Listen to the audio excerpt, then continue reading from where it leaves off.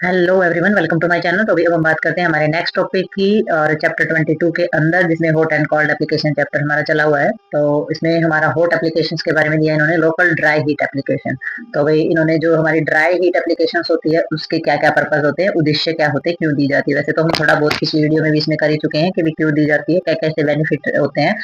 लेकिन इसमें भी दिया हुआ है, यहाँ पर पर्पज दिए हुए हैं। सेटिंगेट करना होता है सर्कुलेशन को, ठीक है। तो सर्कुलेशन को सेटिंगेट करने के लिए दिया जाता है इसके अंदर हमारी हीट एप्लीकेशन। और वही हमारा जो प्रमोट किया जाता है सुप्रेशंस वगैरह को, दमन वगैरह किया जाता है, यानी कि प्रमोट किया जाता है उन चीजों को जो कि हमने हीलिंग प्रोसेस की तरफ जाती हैं और दर्द को कम करती हैं, इन्फ्लेमेशन को कम करती हैं, अकड़न जकड़न को कम करती हैं, गर्माहट देने के लिए, कंफर्ट देने के लिए, मांसपेशियों के स्पाजम को कम करने के लिए, और हमारा जो यूरिन रिटेंशन होता है उससे रिलीफ दिलाने के लिए हमारी सब जगह पर हॉट एप्लीकेट किया जाता है। अब वो जो हॉट एप्लीकेशन जो सिकाई जो होती है उसकी बहुत सारी चीजें हम पहले ही जो क्लासिफिकेशन उसके अंदर पढ़ चुके हैं कि बोतल से, थैली से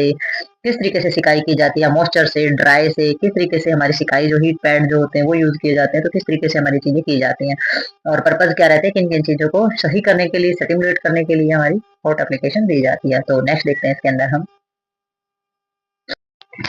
तो नेक्स्ट हमारा इसके अंदर आते हैं application of the hot bottle the nurse responsibility. तो भी हॉट वाटर बॉटल जो हमारी होती है उसके द्वारा जो हमारे नर्स की जो रिस्पॉन्सिबिलिटी होती है, यानी कि आप किसी को हॉट वाटर बॉटल लगा रहे हैं तो आपने किन किन चीजों का ध्यान रखना पड़ेगा, वो आपकी जिम्मेदारी होती है। तो उसमें सबसे पहले प्राइमरी असेसमेंट करेंगे। लगाने से पहले ध्यान देने वाली जो चीजें होती है, तो आपने चेक करना है, आपने डायग्नोज करना है फिजिशियंस का ऑर्डर कि फिजिशियंस ने क्या बताया है, किस तरीके से हॉट एप्लीकेशन करना है, कौन से एरिया में करना है, कितने टाइम तक करना है, ठीक है। उन सभी चीजों का ध्यान देंगे और डायग्नोज करेंगे, चेक करेंगे, एसेस करेंगे टाइप ऑफ एप्लीकेशन की भी, किस तरीके से एप्लीकेट करना है, बोतल लगानी है, हीट पैड लगाना है, या किस तरीके से यूज करना है, स्पेसिफिक अगर ऑर्डर दिया है या नहीं दिया है, इन चीजों के बारे में ध्यान देना है। आपने सारे के सारे बॉडी पार्ट जो होते हैं वो सारे के सारे देख लेने हैं, जहाँ पर ट्रीटमेंट हो रहा है या जहाँ पर घाव है तो वहां पर जो है किसी प्रकार का जो पैक है वो नहीं लेना है, ठीक है। तो ध्यान देंगे कि पेशेंट को किसी प्रकार का घाव तो नहीं है और कोई उसका उपचार चल रहा है तो वो किस तरीके का है, देना है या नहीं देना है। दूसरा हमारा जो है ड्यूरेशन और फ्रीक्वेंसी जो होती है ट्रीटमेंट की, वो ध्यान में रखनी है, डॉक्टर के द्वारा प्रिस्क्राइब की गई है उस हिसाब से भी, और आपने भी थोड़ा ध्यान देना कि किस टाइम तक आप उसको लगा सकते हो। और जो हमारे जो डिसऑर्डर है, अगर जहाँ पर निषेध किया गया है, कॉन्ट्राइंडिकेशन क्रिएट किया गया है कि भाई ये चीजें यहाँ पर नहीं लगाई जानी है, हीट एप्लीकेशन यूज नहीं करना है, तो उन चीजों पर भी ध्यान देना है। कुछ डिसऑर्डर ऐसे होते हैं जहाँ पर मना किया जाता है। जनरल कंडीशन जो होती है हमारी क्लाइंट की, वो देखनी है कि भाई एबिलिटी है या नहीं, जो इंस्ट्रक्शन जो आप निर्देश दे रहे हैं उनको समझने लायक या फॉलो करने लायक है या नहीं है, उन चीजों का भी ध्यान देंगे। और आपकी जिम्मेदारी है जो कंडीशन है हीट एप्लीकेशन वगैरह की, तो उसमें चेक करनी है सारी की सारी वर्किंग कंडीशन कि भी काम जो वो सही तरीके से हो रहा नहीं हो रहा। फॉर एग्जाम्पल इन्होंने बताया है, इफ ए हॉट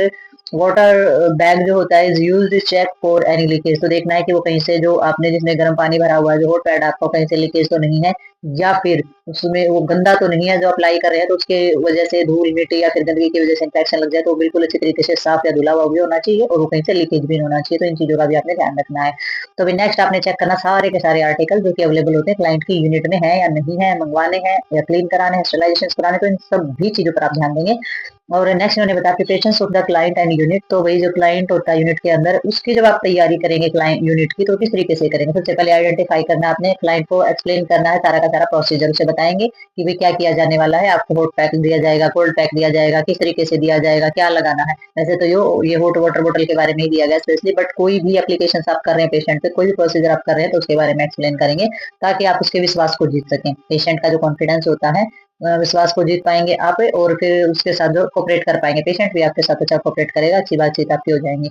तो प्रोवाइड करनी है आपने, अगर जरूरत है तो प्राइवेसी वगैरह प्रोवाइड जरूर करनी है पेशेंट को। और आपने ड्राफ्ट करना है part according to the needed and the expose only the part of the needed treatment. तो भी आपने वही पार्ट एक्सपोज करना है जिसपे आप किसी तरीके का उपचार कर रहे हैं, बाकी जो हिस्से होते हैं बॉडी के उनको ढककर रखना है, वो एक्सपोज नहीं करने हैं, ठीक है। तो पेशेंट को कंबल है, चादर है, ब्लैंकेट है, जो भी उड़ा के रखना है, सिर्फ वही हिस्से बाहर निकालेंगे जिन पर उपचार किया जाता है। प्रिवेंट ऑफ द ड्रग, तो इसमें भी वही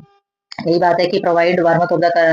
covering is the non treatment area with the bath blanket और बेड कवर। तो इसमें भी वही है कि प्राइवेसी जो होती है वो मस्ट होती है, तो इसमें रोका जाता है इस चीज से कि भी पेशेंट को जो है कंबल वगैरह उठा के रखेंगे, गर्मी दे के रखेंगे, और जो हवा के झोंके जो होते हैं ना उनको रोका जाता है भी, किसी तरीके का जैसे गर्म बोतल वो दे रखा है तो किसी भी प्रकार की हवा, ठंडी हवा के झोंके, एसी बंद कर दिया जाता है या कूलर चल रहा है, तो ठंडी हवा के जो झोंके होते हैं उनको रोका जाता है।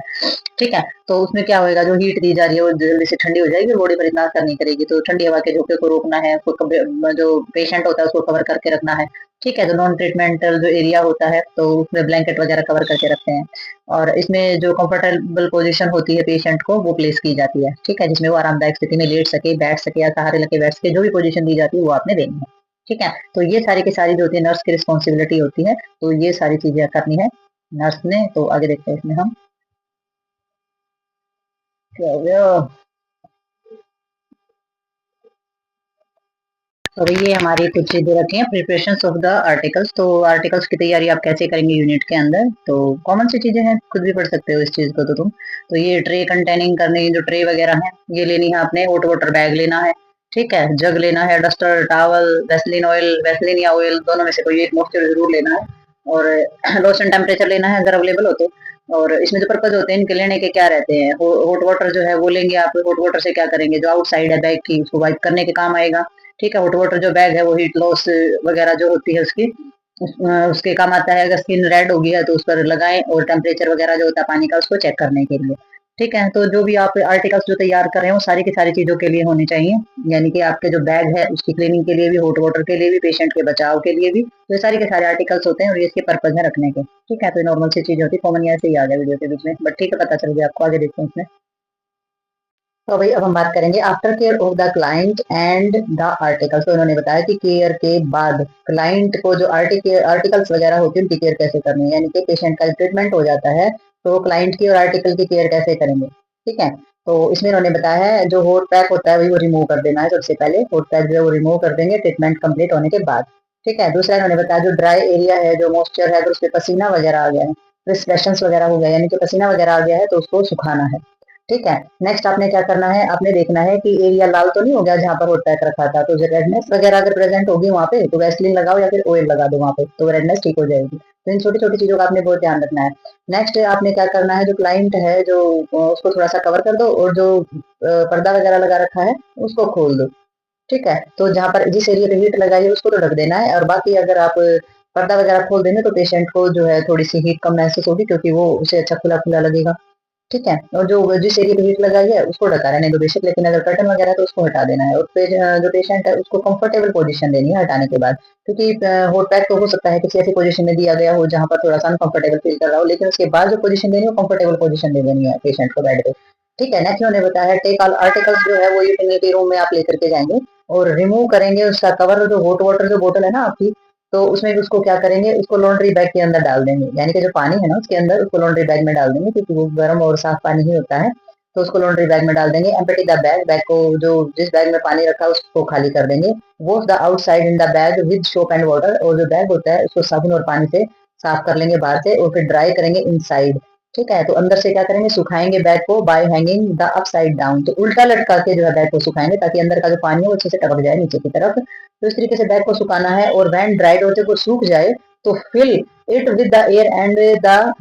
Crop in the store in the proper place. तो इन्होंने बताया है कि जब बैग को आप उल्टा लटका देंगे और वो अच्छे से सूख जाए तो उसके अंदर हवा भरनी है। तो वैसे कैसे नहीं चिपकाना है, क्योंकि मॉइस्चर हो जाएगा, बैक्टीरिया और माइक्रो ऑर्गेनिज्म हो जाते हैं, उसके अंदर भरनी है हवा, और हवा भरने के बाद जहां पर वो पहले रखा था उसी पे रिप्लेस कर देना, प्रॉपर उसकी जो जगह है उस पर ले जाकर उसको रख देंगे, और रिप्लेस करेंगे ऑल द अदर आर्टिकल्स, और दूसरे आर्टिकल्स हैं वो भी जहां से उठाए थे, जहां जो उनकी जगह वहीं पर रिप्लेस कर देंगे। ठीक है, और फिर क्या करेंगे, फिर हैंड वॉश करोगे, फिर अपने हाथ वगैरह अच्छे से धो लोगे, और फिर आगे क्या करना है, record the procedure with the date and time, the area to which it is applied, the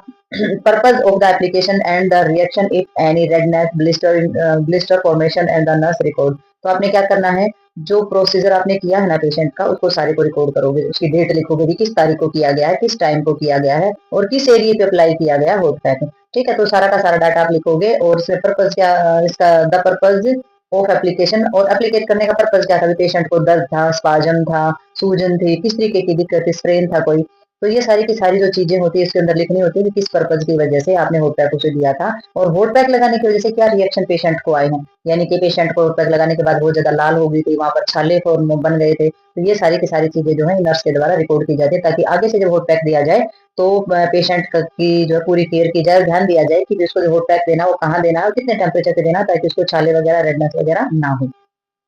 ठीक है, तो नेक्स्ट हमारा आ जाता है NB if the hot application